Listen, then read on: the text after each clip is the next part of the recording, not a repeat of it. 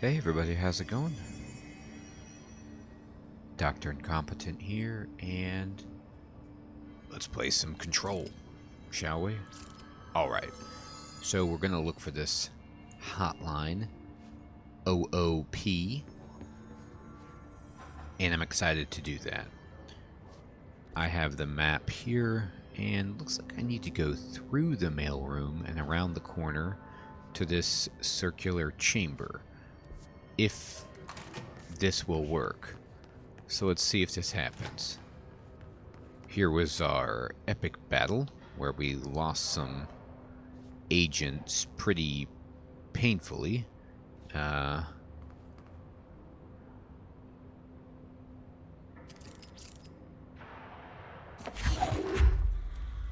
Let's just throw stuff around because we can.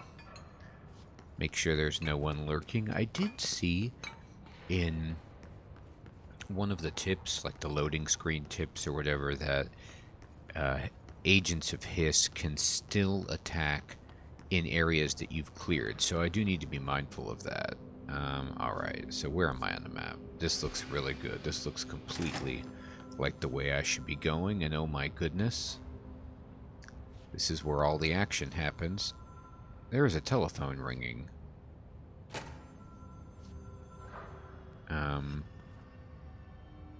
Alberto Tomasi, head of comms. The Hiss got him. Yeah, the Hiss got him for sure. What is this? Alright, take this down.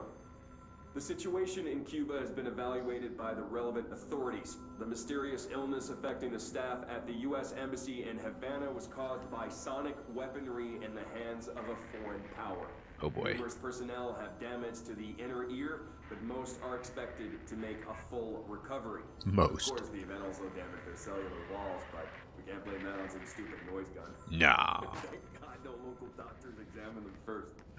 Honestly, what are the odds that an altered item would show up inside a U.S. embassy? Talk about good luck, huh? So much easier to... Hey, are you still recording this? Oh boy. Whoops. I like how number one, he let him still record it, but then number two, he left the reel-to-reel intact. Like, just, you gotta bust up the evidence, Tomas.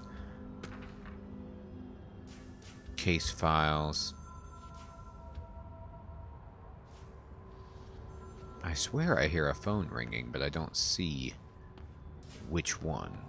Maybe it's just my ears playing tricks on me. Alright, so we got some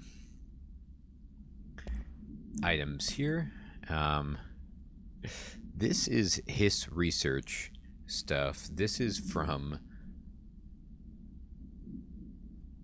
Hiss Corrupted Demolition Expert. So this is one of the bad guys that we can fight. The Bureau only allows certain highly trained individuals to handle volatile materials and weaponry. Our demolition experts are instructed in the use of explosives in dimensions with distinct physical laws, making them important assets for engineering work, as well as combat situations. Hiss demolition experts are the only observed Hiss variations to wield the specially built rocket-propelled grenade that is designed to identify and track redacted entities once fired, making them a threat whose termination should be prioritized in combat scenarios. I find it remarkable that the Hiss restrict usage of this weapon to the Bureau personnel who trained specifically for its use. What does that tell us about its behavior? Can it not pass along new information to corrupted entities? Still too many unknowns. Refer to file redacted for full report. Well, of course. Hiss Elevated. Field research on Hiss entity Hiss Elevated agent. Oh my god. That guy looks like he's screaming. Hiss Elevated agent displays abilities similar to telekinetic competencies observed in Bureau para-utilitarians. Some prefer to charge their targets, while others launch objects at them. telekinetic attacks have been ineffective against the Hiss Elevated due to their own talent in the area. They do not use any weaponry except their own paranatural capabilities. Some Hiss Elevated have been seen levitating while strapped into chairs. This is likely the result of individuals being corrupted while undergoing cognitive recording in parapsychology. How are they able to use paranatural abilities? Is it possible that these individuals were bound to objects of power prior to corruption? It's also worth considering that the Hiss resonance can identify and express latent paranatural ability in the individuals it corrupts. Refer to file redacted for full report. Jiminy Christmas. So I don't know if I've fought any of these yet, or if I have, I killed them very quickly.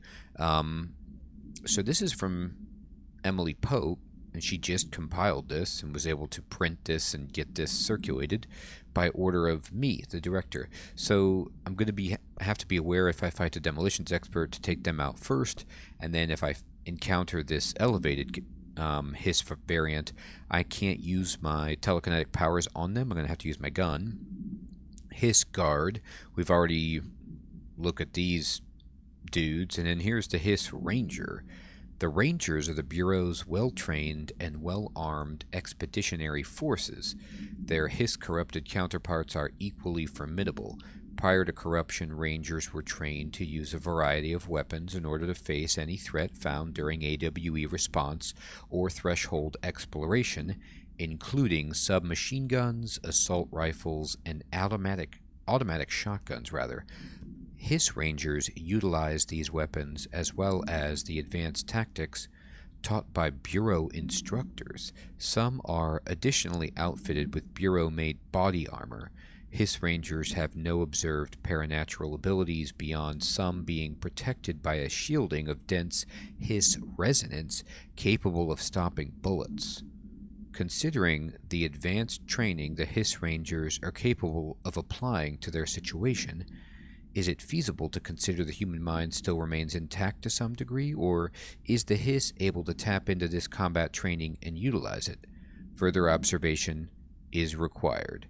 So this is the question that they pose at the end here, and this is kind of with all of these and the different Hiss variants. It's a wonder of what remains of the individual once they have been corrupted by the Hiss. What determines what capabilities, knowledge they possess, and it looks like they're very much informed by their original counterparts, and they can't freely train each other in these abilities. But I don't know, as they say, further observation is required. What else we got here? Tomasi's ID. Here he is. Well done, everyone. It was a strong campaign and perfectly executed. I love these quotes from people. It's so bizarre. I also do love that they have a punch card. And this dude was only on a job for 3 years, or maybe not even that long. Okay. And then case files. Here's the boot or butt summary. So these are different places in the world. In Butte, maybe? Is that how it's pronounced? Butte? A spate of disappearances was traced to a home in the city of Butte where Bureau agents discovered a translocative light switch cord. Bureau agents arrived at the home of a local celebrity located at Redacted, which had been connected to a total of redacted disappearances in the area. Agents found no one inside. While searching a closet, an agent pulled the light switch cord and disappeared from view. Another agent was selected to pull the cord in order to replicate the event. Aww. He disappeared as well. Both agents were discovered at the oldest house, Redacted days later, found in a sealed room by rangers exploring a new area of the house. The light switch cord in the Butte home's closet disappeared during this incident. So this is so fascinating, and it reminds me of another aspect of the game, which is that I'm reclaiming areas of the oldest house that have been tainted or corrupted by the Hiss, But we have to remember that this happened in 1992, and we're in 2019, I believe, in the game. And so, obviously, this has been going on for a long time, but the oldest house itself isn't even fully explored prior to this his takeover, or it just shifts around and changes its configuration. I'm not sure about that yet either, because they do talk about it shifting. I don't know if it's like the moving staircases in Hogwarts, or if it's, just completely randomly changing itself. Here is Tomasi's Willow AWE outcome. Reinformation campaign. National news sites have begun publishing the story of the polar bear attack on the Alaskan town. So this is the attack on Willow. You all know I don't like to boast, but claiming that the family was killed by migrating polar bears desperate for food because their ecosystem is being ruined by global warming was a stroke of genius. Using current ecological concerns make the public much less likely to redacted. So another AWE behind us, and the public is none the wiser. Well done, everyone. It was a strong campaign and perfectly executed. There's their... That's where they pulled the quote from. This doesn't mean we can stop monitoring redacted and redacted for any off-message opinions, but it's looking like we're in the clear. Tomasi out. So this guy seems like just a real cheesy kind of D-bag, not very professional, but whatever. He's dead now, so that's, in poor taste to speak ill of him in that fashion. And I do apologize for that. Alright, so let's see. We've got the AWE report. Take this down. The situation in Cuba has been evaluated. Okay, yeah, we already got this, and this is... Yeah, we already got this. This was the little radio show. Okay, perfect. So we're all caught up. I probably haven't taped every single bit of lore and ephemera in the game yet, but I did want to get as much as I could so I can just be reappraised of the situation.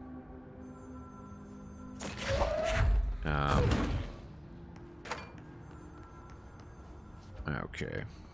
I don't know. Let's go in here.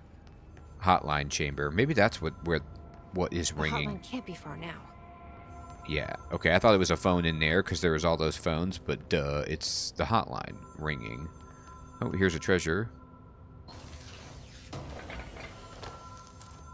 These must be, like, these sealed up areas. I'm not entirely sure what these are, but I know they have some kind of mold issue, so I don't know if this is, like, a super air filter, or if this is instead some kind of soundproofing anti-hiss device. I don't know. Yeah, get it. Alright. Hotline chamber. The way that the font appears on the screen like that is so funny. It's very much evocative of Twin Peaks. I just for some reason, I don't know, maybe that's the wrong point of reference. Alright, case files, Butte supplement. And we see we got some nice pictures. And they're continuing this, like, American Southwest theme, which is fairly hysterical. Okay. And we get another file. Hotline security log. Let's see, there's some newspapers, a nice old TV, and... Alright, I'm just going to go. I'm going to read these files, but I want to do this later because the ringing telephone is crushing me. The Ocean View Motel and Casino. Dream Logic. There's Trench. The light switch cord. There's the cord. The door marked with the Black Pyramid. Black Pyramid. Let's pull the cord. Stand here. Yep. We saw that before.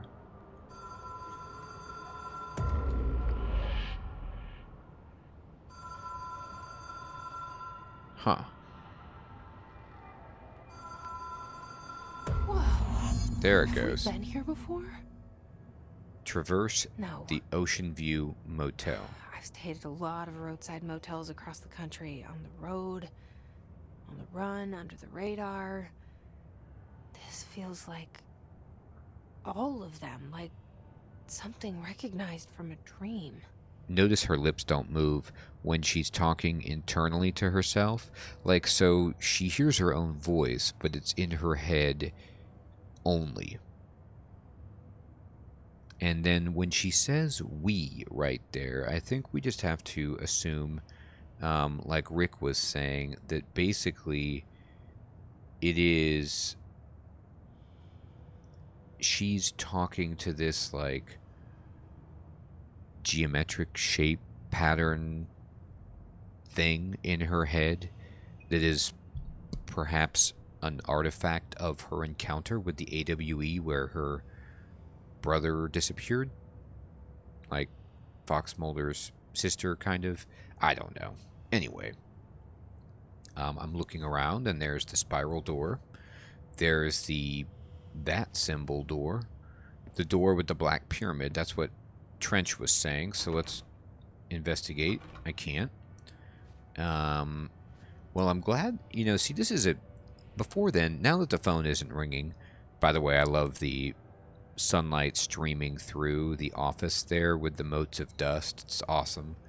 Before I go any further, though, I am going to go in and just check out these collectibles. The reason I'm doing this is because I wouldn't have understood any of the context of that light switch cord if I didn't read the report, which explained the disappearing agents at the celebrity's house. So it's going to perhaps be important in this game to do the reading material so that I get the full impact of what's happening. Of course, I could have just done that and not known, but I love the extra information.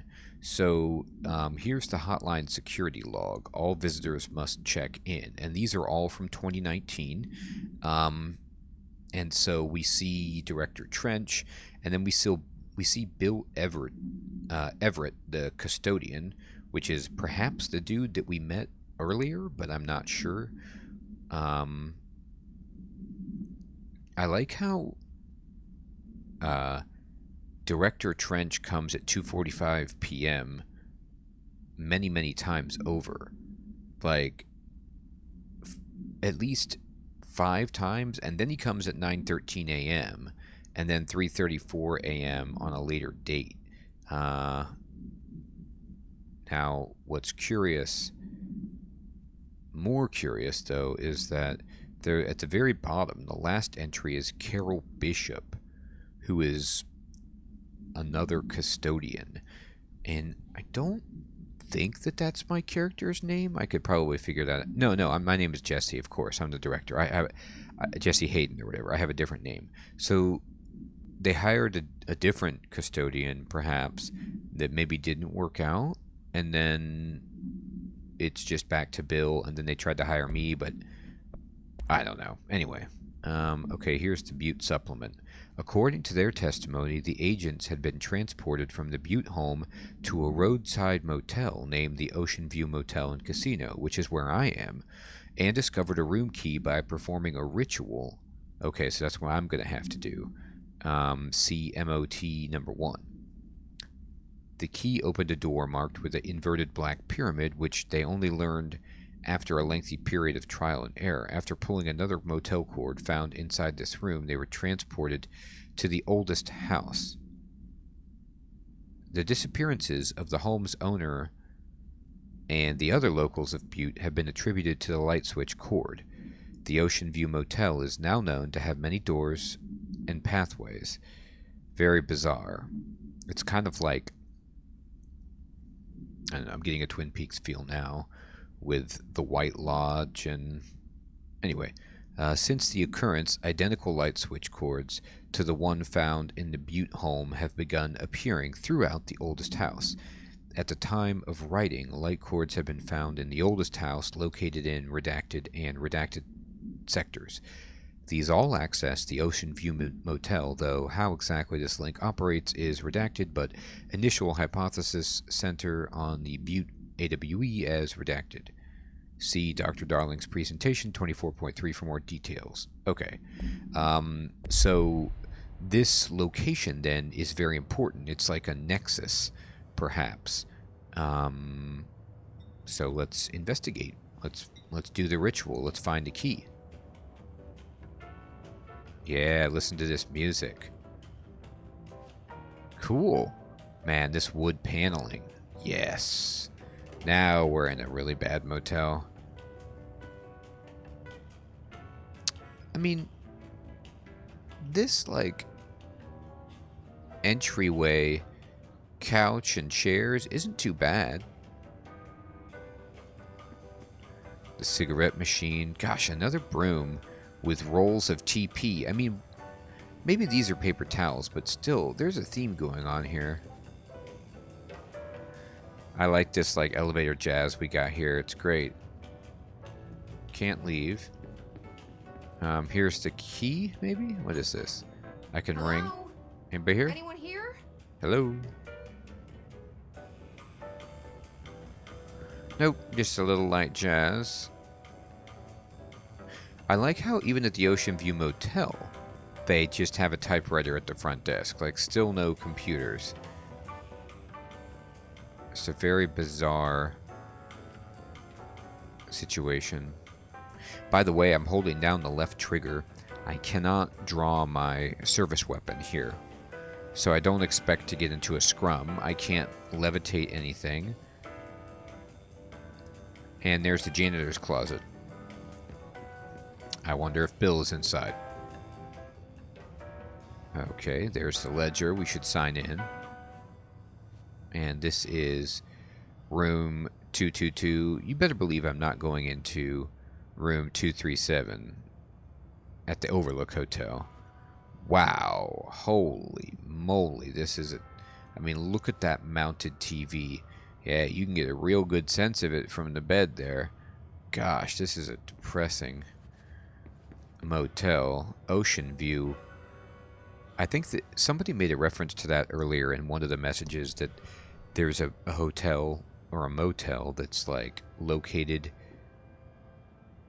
entirely inland called the Ocean View, and that's where we are. Okay.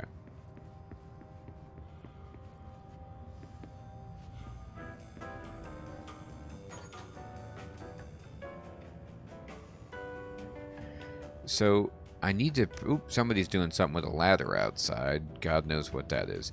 I need to do something else, but I can't perform the ritual.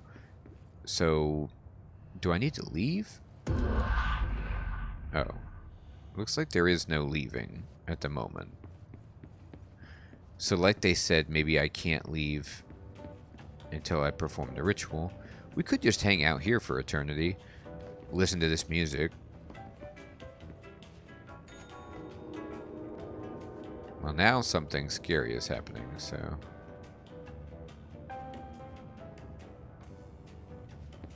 Well, okay, so this room is now closed. It was open, so this room is now open. Okay. Oh, here's the key. Key has a black pyramid on it. It sure does. Well, nice that they give you a radio and a fan like that. This is a very, very... I mean, there's not even a bathroom. Oof. You gotta share the bathroom space here. It's beyond troubling. Alright. Here's the room. What happens here? There's me pulling the light switch, pulling the light switch. It's one of those terrifying infinity moments. Alright, I did it. I went in there. Has anything changed? I'll ring the bell again. And now this room is open again.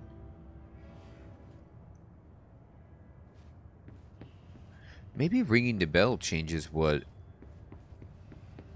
room is open?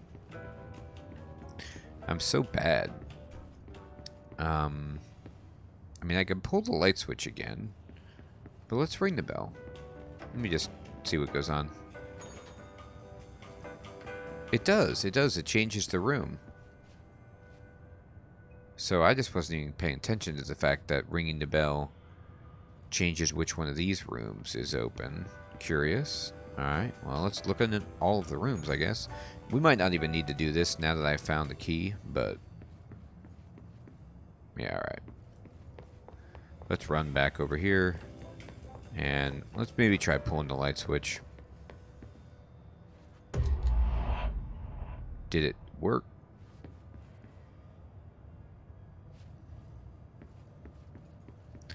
It doesn't feel like it worked.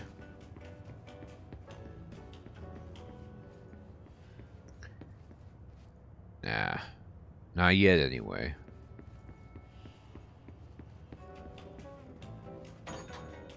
Alright.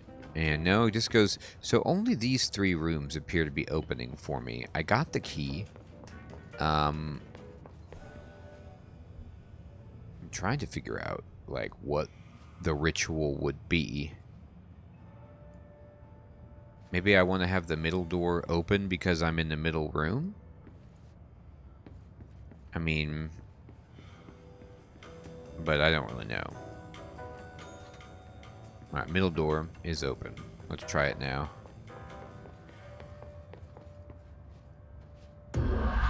There we go. It worked. Wow, that's a very strange puzzle. Okay. We did it. We gotta pick up the hotline. Looks like a nice place to take a call. Okay. The hotline seashell is a transmission bridge. Directors can call the board long distance. Oh, right. I always do see that inverted pyramid, actually, when I go into this realm. And there it is in the background. Ginormous. Alright. So now it's one of these training modules.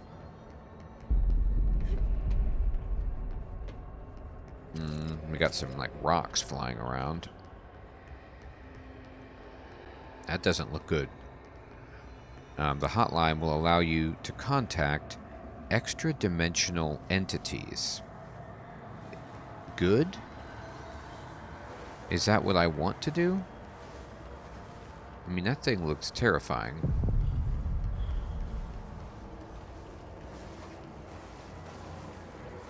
Okay.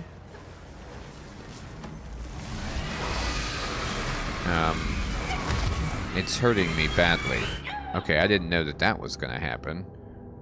Okay. Now I know. Don't do what I just did. I guess I just have to, like, try to run past it or something? Maybe? Okay. Sure. Let's try that.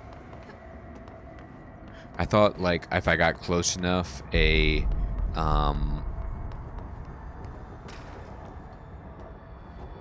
hotline would allow me to talk to this thing or something. Okay, shooting it doesn't seem to do much at all. I can throw pieces at it, but not really. Nah, I can't kill this. It's gonna just keep reforming and get angrier and angrier. So I think what I have to do is just, like, try to juke it, maybe. So let's step down here, and then here it comes, right? So let's just jump over this, and it's coming. So we're gonna sprint now, and hope that it can't follow me over this. It probably can. It looks pretty devious. Alright, and then let's see.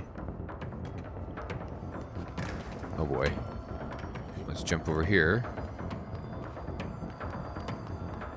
Go, Jesse, go. We have terrifying things following us.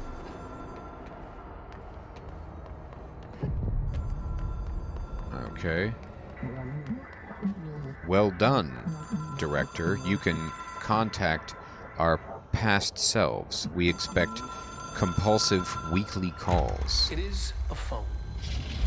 It's an object of power. It doesn't connect to any typical network. A direct line to the astral plane and the board.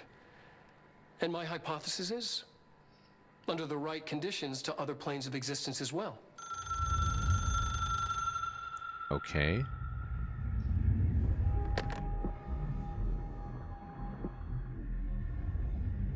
A director needs a team. My management team. Uh-huh. These people know the secrets of the Bureau as well as I do. Uh-huh. Some even better. Uh-huh. Darling, Tomasi, Salvador, Marshall. Marshall especially, my head of operations. She sees right through me. She knows I don't like relying on people.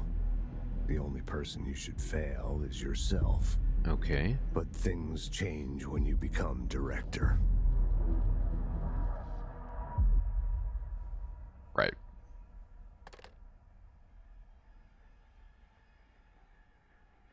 Uh-oh. I have it. The hotline. Yep. I can reach Trench. Well, listen to him. He feels more like an echo. An echo with important info. I need to get back to Emily. Awesome. Well, everybody, we got a new People object of react power. strongly when I tell them about you. Is it too soon to tell Emily? Oh, She I might just saw be it. able to help. Yeah, she might. Well, now we can talk to Director Trench with the hotline and other extra-dimensional entities. So I guess that's a win for the new director. But maybe not. Everybody, I think this is a fantastic place to end the episode. We got a whole bunch more mystery and intrigue happening here. I'm really enjoying this game and the way that the story is playing itself out. I want to thank you all for watching. I hope you have an excellent evening or day, and I will check you guys next time in Let's Play Control. Take care.